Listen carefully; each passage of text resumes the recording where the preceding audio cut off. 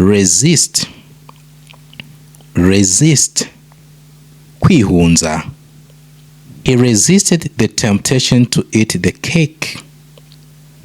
He resisted the temptation to eat the cake. Yihungije kigeragezo cyo kurya keke. He resisted the temptation to eat the cake. Rely, rely, kwishingikiriza. I rely on my best friend for emotional support. I rely on my best friend for emotional support. Nishingikiriza inshuti yanjye magara iyo nkeneye umpumuriza. I rely on my best friend for emotional support.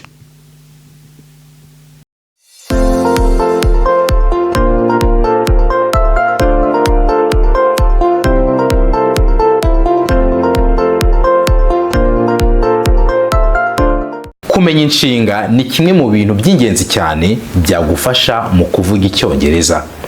Kubera yuko iyo tuvuga ahanini tuba tuvuga ibikorwa dukora, ibikorwa tuzakora, ibikorwa twakoze. Ariyo mpamvu uyu mwanya tugiye gufata igihe gihagije twiga inshinga tureba n'ingero z'izo nshinga ku buryo umenya inshinga ukawayikoresha no mu buzima busanzwe. That's what we are going to be doing today. Nibyo tugiye kuba dukora uyu munsi. Tukwibutse yuko we can teach you wherever you are, aho waba uri hose twakwigisha. If you are in USA, Canada, Europe, or any part of the world and you feel like you want to be part of us, we can teach you via Zoom. Uri muri Amerika, muri Canada, muri Europe, muri Zambia n'ahandi hose ku isi, ukaba wifuza kwigana natwe, turagukurikirana kuri Zoom. If you want to learn with us, contact us on 078-029-3112 or 072-800-427. Muri iri somo ngiye kuba nkoresha iki gitabo. Muri iki gitabo harimo regular verbs, irregular verbs, modal verbs, 12 tenses. Ibi byose bikubiyemo. Icyo turi gukora gusa ni ukureba inshinga ndetse n'ingero. Understanding verbs in English and Kinyarwanda. Iki ni igitabo cyagufasha gusobanukirwa inshinga mu Cyongereza ndetse zisobanuye no mu Kinyarwanda. Okay? Get this book if you want to understand verbs. Niba ukeneye gusobanukirwa inshinga, kuzajya uvuga ibikorwa bitiriwe bikugora. Niba utamenye n'amagambo menshi y'Icyongereza ariko ukabuzi inshinga nyinshi z'Icyongereza, icyo gihe wagerageza ku buryo buhagije mu Cyongereza. Alright, enough for introduction. Let's dive into the lesson of today. Reka twinjire mu isomo ry'uyu munsi. Let's do this. React, react, kwigaragaza. She reacted angrily to the criticism. She reacted angrily to the criticism. Yagaragaje uburakari ku bamunenze. She reacted angrily to the criticism. Read, read, gusoma. I like to read books in my free time. I like to read books in my free time. Mu gihe cy'ikiruhuko nkunda gusoma ibitabo. I read in newspaper that a new road is going to be built. I read in the newspaper that a new road is going to be built. Nasomye mu kinyamakuru ko umuhanda mushya ugiye kubakwa. I read in the newspaper that a new road is going to be built. Realize, realize, kumenya ko. He realized he had made a mistake. He realized he had made a mistake. Yamenye ko yakoze ikosa. He realized he had made a mistake. Recall, recall, kwibuka. I cannot recall where I left my keys. I cannot recall where I left my keys. Ntabwo ndi kwibuka aho nasize imfunguzo zanjye.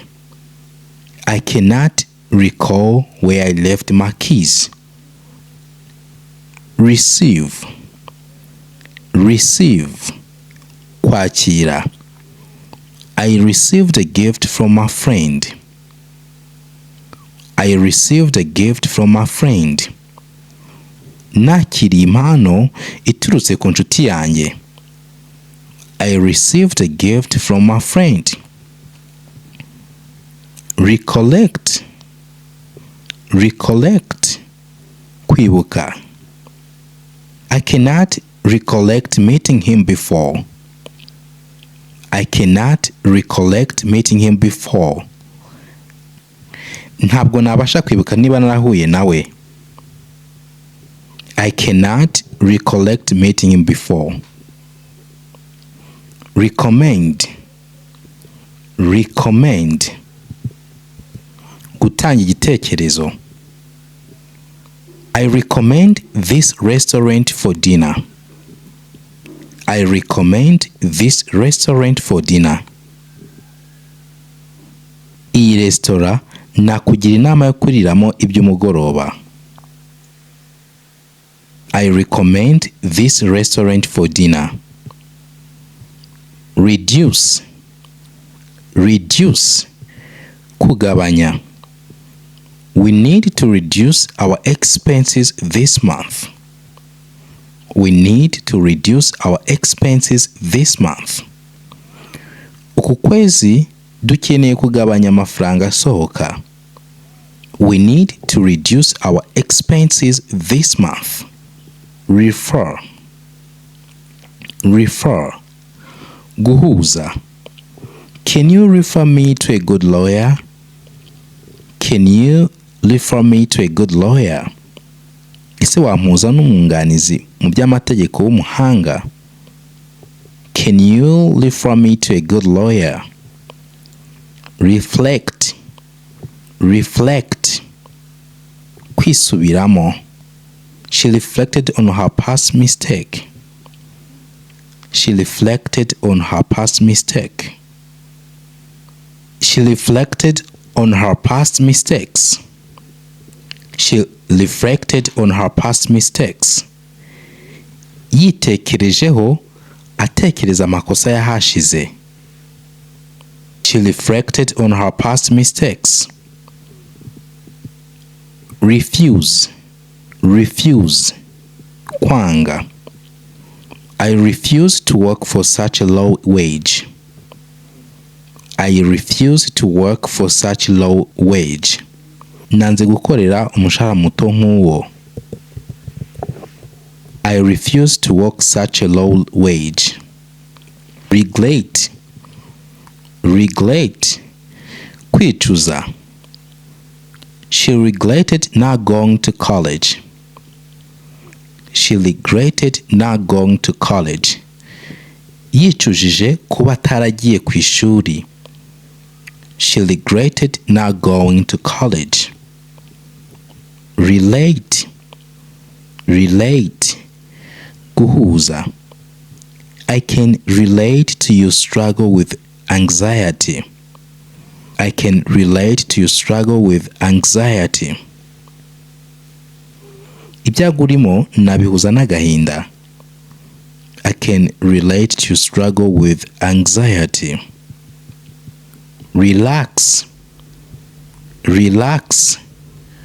Gutuza. I like to relax by taking a long bath. I like to relax by taking a long bath. Nkunda kuruhuka noga igihe kirekire. Relieve. Relieve. Gupfobya uburibwe. Medicine relieved his headache. The medicine relieved his headache. Umuti woroheje umutwe we. The medicine relieved his headache. Rely. rely, kwishingikiriza. I rely on my best friend for emotional support. I rely on my best friend for emotional support. Nishingikiriza inshuti yanjye magara iyo nkeneye umpumuriza. I rely on my best friend for emotional support. Remain, kusigara. Only a few guests remained at the party.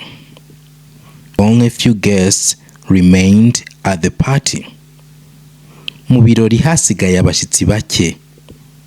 Only a few guests remained at the party. Remember, remember, kwibuka. I remember our first date like it was yesterday. I remember our first date like it was yesterday. Umunsi wa mbere dusohokana ndawibuka nkaho ari ejo. I remember our first date like it was yesterday. Kimwe mu bintu byagufasha kuvuga icyongereza ndetse bitakugoye ni ukumenya interuro zitandukanye zikoreshwa mu buzima busanzwe. Iki gitabo kirimo interuro 5,000 zisobanuye mu Kinyarwanda, hakabamo n'ibibazo ndetse n'ibisubizo by'ibyo bibazo, ku buryo mu gihe umuntu akubajije ikibazo ushobora kuba wasubiza nta kibazo, cyangwa se mu gihe ukeneye kuba wabaza ushobora kuba wabaza icyo ushaka kubaza. Ikindi harimo interuro ku ngingo zigiye zitandukanye, ku buryo kugira iki gitabo byagufasha mu cyongereza cyawe cyo kuvuga. Niba mu gihe uri kuvuga amagambo akubana makeya, this is a book for you. Iki ni igitabo cyagufasha. Iki gitabo kigambiriye kuzamura inyunguramagambo zawe z'icyongereza. Harimo amagambo asobanuye English and Kinyarwanda dictionary, inkoranyamagambo y'icyongereza ndetse n'ikinyarwanda. Rero niba ushaka kuzamura urwego rwawe rw'inyunguramagambo, this is a book that you need. More than 200 pages, pages zirenga 200 z'amagambo y'icyongereza asobanuye mu Kinyarwanda. This book can help you to improve your vocabulary. Iki gitabo cyagufasha kongera inyunguramagambo zawe. Igihe cyose turi gusobanura ibikorwa dukenera gukoresha inshinga. Okay? Iki gitabo kirimo regular verbs, inshinga zikurikiza amategeko, irregular verbs, inshinga zidakurikiza amategeko. Kuri buri nshinga tukaguha urugero, okay, ku buryo uramenya inshinga ukaba ushobora no kuba wayikoresha. Ikindi nanone harimo ibihe 12, ibihe 12 by'icyongereza bisobanuye, ku buryo mu gihe umaze gusoma iki gitabo uba ushobora kuba wakoresha inshinga nta kibazo. Inshinga nicyo gice cy'ingenzi mu nteruro kuko aba ari nk'umutima w'interuro. Rero mu gihe ugiye gusobanura ibikorwa ukora, ibikorwa uzakora, ibikorwa uri gukora, icyo gihe uzakenera iki gitabo kugira ngo kibe cyagufasha ukemura ibyo. If you want to work on your spoken English, niba ushaka kuzamura icyongereza cyawe cyo kuvuga, this is a dialogue book. Iki ni igitabo kirimo ibiganiro by'icyongereza ndetse bisobanuye mu Kinyarwanda. Ndetse harimo na irregular verbs, harimo phrasal verbs. This is a book that you need if your purpose is only speaking. Niba kumva icyongereza ubasha ko wacyumva, ariko kuvuga wajya kuvuga interuro ugiye gukoresha kumva ntabwo ziri kuza neza, ufashe igitabo ukagisoma rimwe, inshuro 2, ukabirangiza, ukakinyuramo, ukakirangiza, ukongera ukagisubiramo. Icyo gihe you can speak English with this book. Ni ufata igitabo ukagisoma, warangiza kugisoma ukihatira no kumva icyongereza cyane. Ibyo bikoze, you are good to go. Biba birangiye, icyongereza watangira kukivuga ndetse nta kibazo. And finally, this is a book, kana gatabo gatoya gahuriza hamwe ibikomoka muri bya bitabo byose nagiye nkwereka, akaba kanagura make 18,000. Rero nako ugakeneye, we can help you to get it, kuko hari abagenda batubwira yuko bakeneye ibitabo by'amafaranga makeya, we prepared this book for you. So if you need either one of our books, waduvugisha kuri 0780293112 cyangwa se 0728034227. Remind, kwibutsa. Can you remind me to call my mom tonight? Can you remind me to call my mom tonight? Isi joro waza kunyibutsa guhamagara mama. Can you remind me to call my mom tonight? Repair,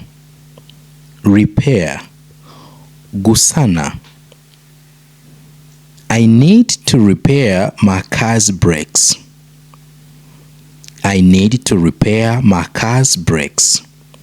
Nkeneye gukora feri z'imodoka yanjye. I need to repair my car's brakes. Replace, gusimbuza. I replace my old phone with a new one.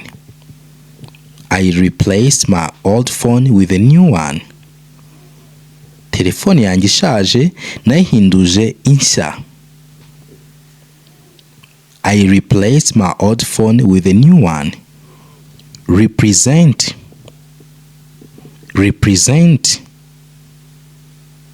guhagararira. The eagle represents freedom in America.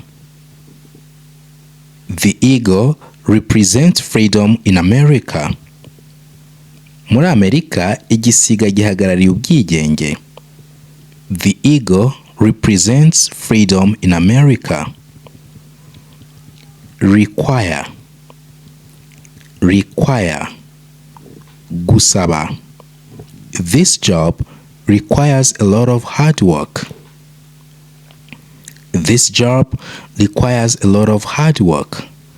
Aka kazi gasaba gukora cyane. This job requires a lot of hard work. Resent,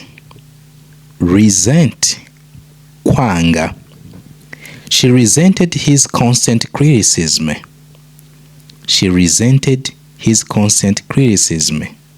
Yanze kuba yarahoraga mujora. He resented his constant criticism. Resist, kwihunza. He resisted the temptation to eat the cake.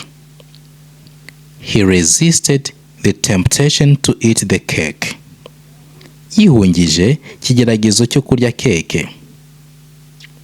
He resisted the temptation to eat the cake. Retain, gusigarana. I retained ownership of the house after divorce.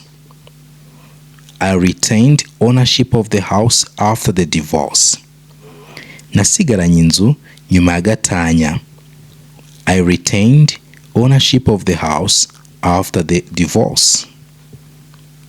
Retire, kwegura.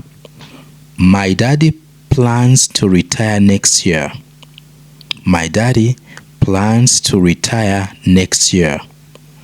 Papa wanjye arateganya kwegura umwaka utaha. My daddy plans to retire next year. Read, kwihunza.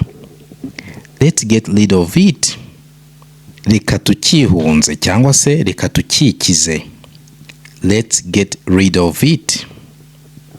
Ring, gusona cyangwa se guhamagara. We will ring you when we get